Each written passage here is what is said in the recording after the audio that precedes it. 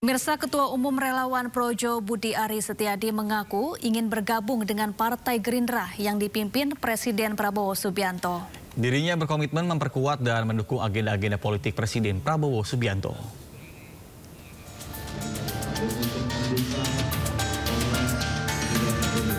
Dalam Kongres ketiga Projo di Jakarta, Ketua Umum Projo Budi Aris Setiadi menyerukan kepada para relawan untuk memperkuat partai politik yang berada di bawah kepemimpinan Presiden Prabowo Subianto. Kita berharap bisa memperkuat agenda politik Pak Prabowo agar kepemimpinan Prabowo bisa lebih kuat, lebih solid, dan karena itu kita akan memperkuat seluruh agenda politik Presiden dengan memperkuat partai politik pimpinan Presiden. Usai memberi sambutan dalam Kongres, Budi Ari pun menyebut bahwa partai yang dimaksud adalah Partai Gerindra. Kami bertekad untuk memperkuat partai yang dipimpin oleh Presiden Prabowo. Ya.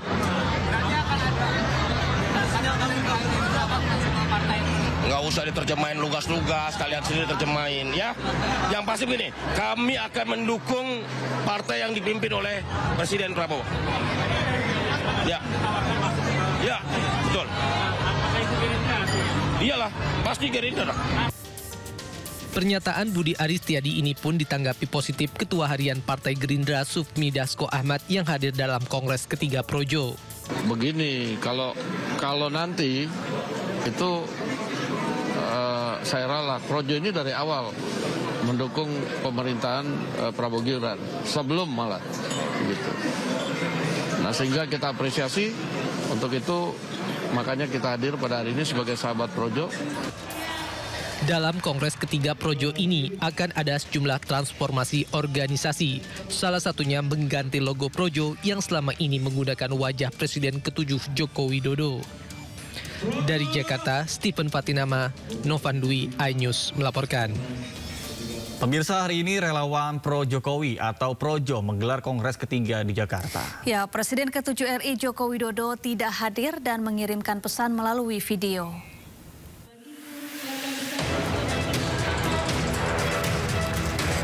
Presiden ke-7 RI Joko Widodo batal menghadiri pembukaan Kongres ketiga relawan Projo di Jakarta.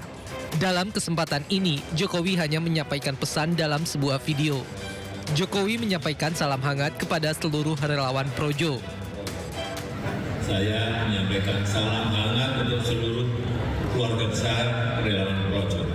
Terima kasih atas semangat dan dedikasi yang terus dijaga dalam mendukung arah pembangunan bangsa. Mari kita terus bekerja bersama untuk Indonesia yang maju dan berjaya. Terus jaga semangat, jaga persaudaraan, dan terus berbuat untuk rakyat. Ajudan Presiden ke-7 Joko Widodo Kompol Syarif Muhammad Fitriansyah menyebut alasan Jokowi tak hadir karena tim dokter menganjurkan untuk beristirahat dan tidak beraktivitas di luar ruangan. Dalam Kongres ketiganya ini, Projo akan melakukan transformasi organisasi. Salah satunya adalah mengganti logo Projo yang selama ini menggunakan wajah Presiden ke-7 Joko Widodo. Sementara untuk nama tetap Projo namun bukan lagi kepanjangan Pro Jokowi. Projo akan melakukan transformasi organisasi yang salah satunya adalah kemungkinan merubah logo Projo yang nanti akan kita putuskan di Kongres 3 ini. Logo Projo akan kita rubah supaya tidak terkesan kultus individu. Projo itu artinya negeri dan rakyat. Jadi Projo itu sendiri artinya adalah negeri dalam bahasa Sanskerta dan dalam bahasa Jawa Kawi itu artinya rakyat. Projo sendiri merupakan organisasi kemasyarakatan yang berdiri pada 2013 dan menjadi pendukung Jokowi pada Pilpres 2014. Dari Jakarta, Stephen Fatinama, Novan Dwi, iNews melaporkan. Menteri Pertanian Republik Indonesia buka aduan bernama Lapor Pak Amran. Ya, melalui kanal ini masyarakat dapat melaporkan berbagai masalah krusial di sektor pertanian dengan identitas pelapor yang dijaga kerahasiaannya.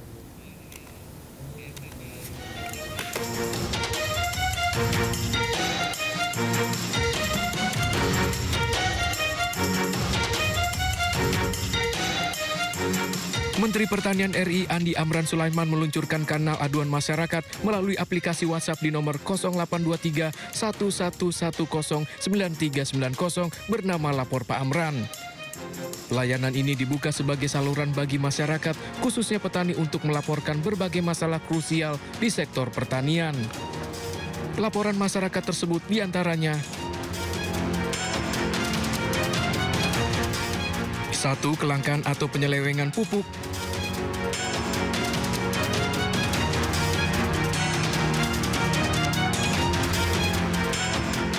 2. Dugaan praktek mafia dan korupsi.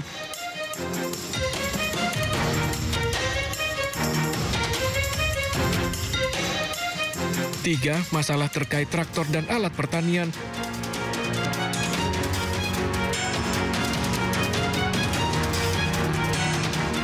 4. Penipuan jual beli alat pertanian.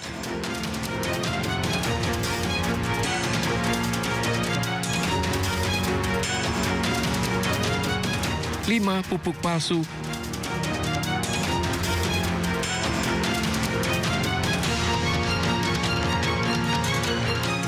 6. Segala bentuk penyimpangan yang merugikan petani.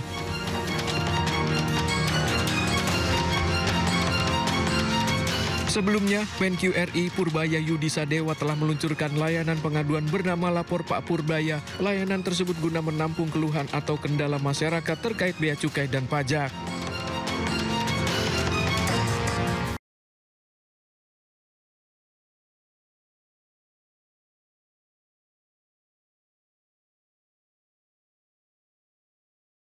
Pemirsa, dalam waktu dekat Polda Metro Jaya akan menggelar perkara kasus tudingan ijazah palsu Presiden ke-7 RI Joko Widodo. Kasus tudingan ijazah palsu Presiden ke-7 Joko Widodo terus berlanjut. Polda Metro Jaya menyebut bahwa penyidikan masih berlangsung sesuai dengan standar operasional prosedur atau SOP dan dilakukan secara hati-hati. Penyidik juga terus berkoordinasi dengan jaksa penuntut umum, bahkan hingga kini sebanyak 117 saksi dan 11 terlapor sudah dimintai keterangan. Dan dalam waktu dekat polisi akan melaksanakan gelar perkara. Penyidik telah melakukan pemeriksaan terhadap 4 korban atau pelapor, kemudian 117 saksi, kemudian ada 11 terlapor yang sudah juga diperiksa sebagai saksi di tahap penyidikan. Kemudian ada 1 terlapor inisial ES, itu belum dilakukan pemeriksaan sebagai saksi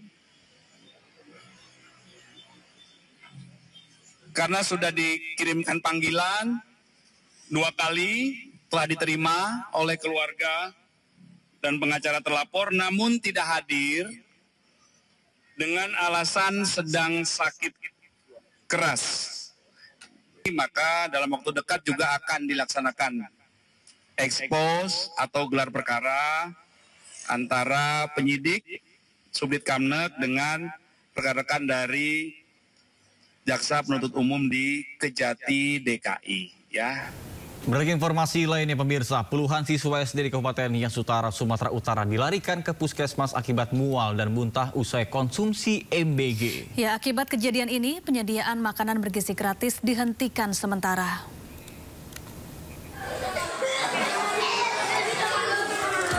Inilah cuplikan video beredar di media sosial memperlihatkan puluhan siswa sekolah dasar di Kecamatan Sawo, Kabupaten Nias Utara, Sumatera Utara dievakuasi dari ruang kelas ke mobil ambulans untuk mendapatkan pertolongan perawatan di puskesmas diduga keracunan usai mengkonsumsi makan bergizi gratis. Sesak napas, sesak napas.